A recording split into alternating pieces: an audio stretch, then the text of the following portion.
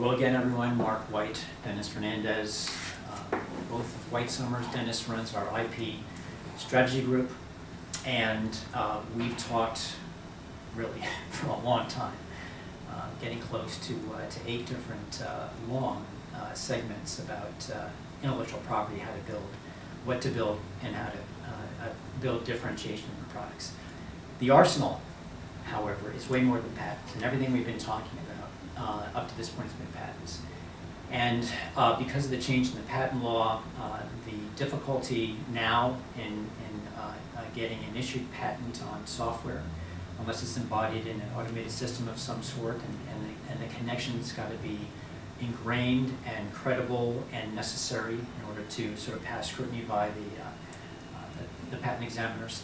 So let's assume that patents don't work. You've got trade secret, you've got copyright protection. Are they effective? Are they not effective? I mean, the whole objective here is to create a monopoly with your product so that everyone else has to follow you and they're going to infringe you, all right? So if patents don't work, what is the next best thing? It's a scary time for software companies because software inventions increasingly are harder to patent in the US, especially if they're so-called business methods. Right. Or pure mathematical algorithms are very difficult to patent per se. I like using copyright because it's free and it's instant, so you don't have to wait months and months to get like a patent application to issue. Copyright works beautifully in protecting software. Source code, object code, user interface, the look and feel, the ergonomic multimedia experience with software is very well protected under copyright law. What about decompiling, reverse engineering? I mean, clearly you can do that with a copyright. I mean, you can understand sort of what the code is, and if you can work around that in some way, then that's a backdoor opportunity for another innovation team to create what you did.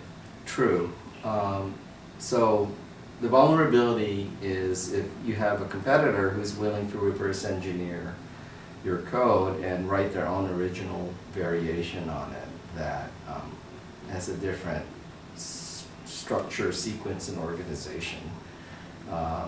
They may avoid liability under copyright law because they'll say we're not infringing, we're just learning by reverse engineering your code and then developing their own version of software.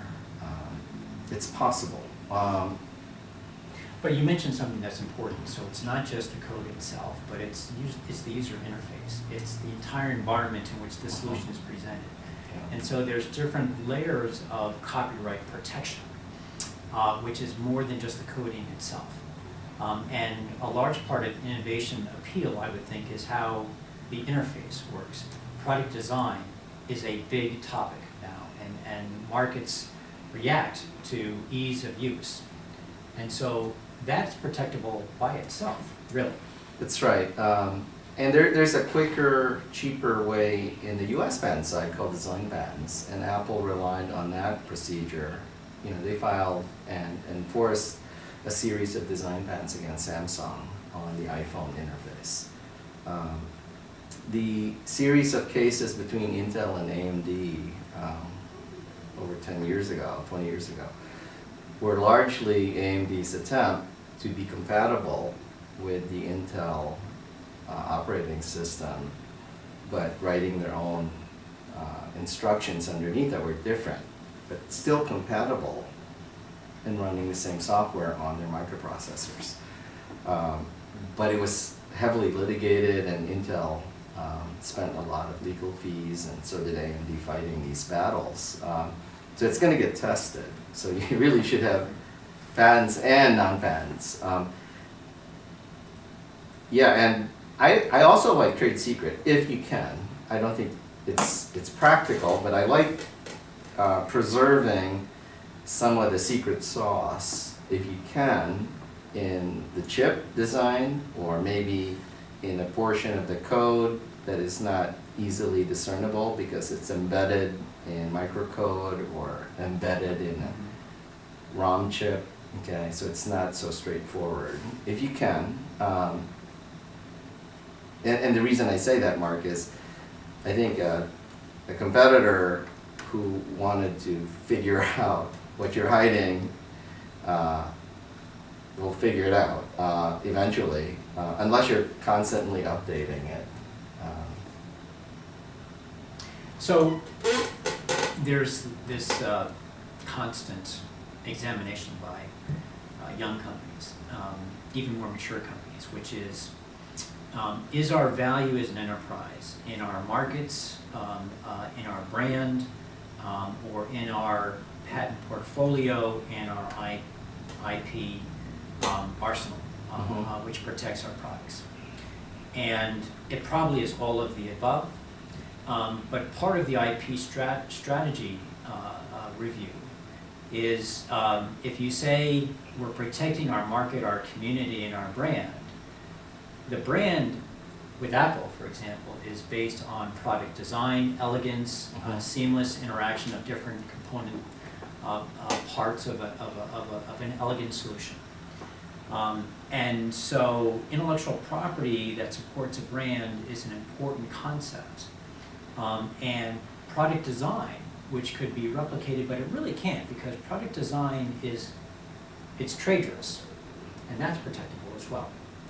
And so that's important to consider, I would think, as a key part of creating a brand, which is how do your products look, how do they, the interface we talked about, but it's really product recognition, trade dress, as part of an intellectual property portfolio, which you can create.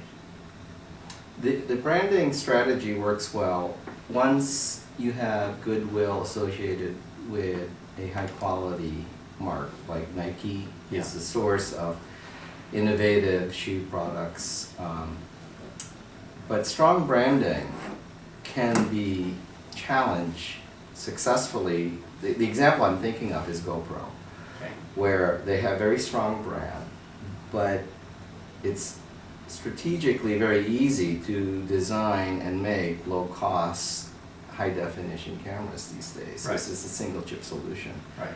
And unless GoPro has a defensible IP position with real patents to block that, I don't think they will survive that attack. Okay, so I think they're in trouble.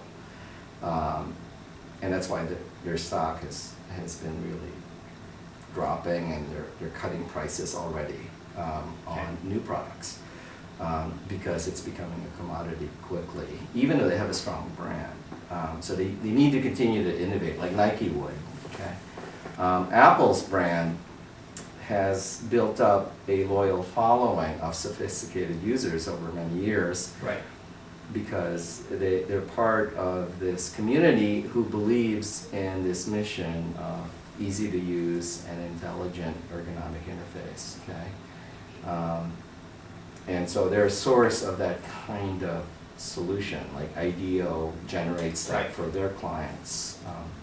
So the branding approach doesn't work by itself. It has to be a reminder that there is a source of continued innovation from Louis Vuitton or from BMW, aesthetically and technically. It's a combination. So I'd like to end this segment with a question. There, to my understanding, are two kinds of patents. There's utility patents and design patents. Utility patents have function, and I think most patents are of that type. Design patents are something different. What are they? And does that relate to this conversation about product design, interface, and distinction? Yeah, that's a good question. In Silicon Valley, I think design patents have been. And what are they? Yeah, underused. Well, it's a real U.S. patent issued by the U.S. Patent Office for an ornamental design that is non-functional. And is that better than trade dress? Trade dress may overlap with, trade dress has to do with the accumulated goodwill and the distinctive mark via the trade dress of a company's product or service. Okay, so it defines their trademark position via their trade dress elements. The design patent specifically covers a product design. It's, you know, it could be the shape of a new tablet, okay? So trade dress is look and feel. It's just, you walk into a Starbucks cafe, it looks a certain way. Or a McDonald's restaurant, same thing. Product design protected by design patents is that product, like the early Macintosh computers. It's a box, it's got a mouse, it looks this way, and that's what's protected. But it's not look and feel, so if there's something similar to it, that's not protected by a design patent. Is that right? That's right. Okay, so you've got broader coverage actually with trade dress. Mm-hmm. Interesting. So design patents, maybe they're not used because they are too specific to a product. I think the reason Silicon Valley startups don't use design patents too much is because their innovation is inside the product usually. You know, a faster chip or maybe a smarter software, as opposed to the express detail on the surface of the gadget. That's why they don't use it here that much. Although I think it was very smart for Apple to file a bunch of these. In fact, Steve Jobs was an inventor in many of their design patents. And actually, they're not mutually exclusive. So if you felt that a particular product has great distinction, getting a design patent on that product is fine. It doesn't stop you from then arguing trade dress on a whole genre of products based on that design. You know, it's Using a different intellectual property concept. it's important to the customers. Like when Tesla's design came out, people Yes. really liked their car design. And I would assume that they invested in all the necessary design patent protection for their car product design, because it mattered to that market, okay? You need to be able to see it. It has to be ornamental on the surface. So if it's buried inside, it's not going to do you any good. Okay, so the ending thought here is that you've got to really determine value for your products from an intellectual protection perspective, not only on patents, but what the product itself is. And it's not necessarily the way the product is built and how it functions, but the interface, the appeal, and the usability, which isn't necessarily protected by patents themselves. Mm-hmm. Yeah, usability piece is tricky because usually it's more useful because there is a technical structure advantage. You know, the design of the knob, or I don't know. So the usefulness part, And that has utility, is what you're saying. that might not be covered by the design patent. Okay, I would try it. Maybe you'll get it, but it's not supposed to cover utility. Okay. Interesting. Yeah. So the thought process on innovation is being innovative in itself, Mm-hmm. on protection. That's right. Let's leave it there, Dennis. Thank you all for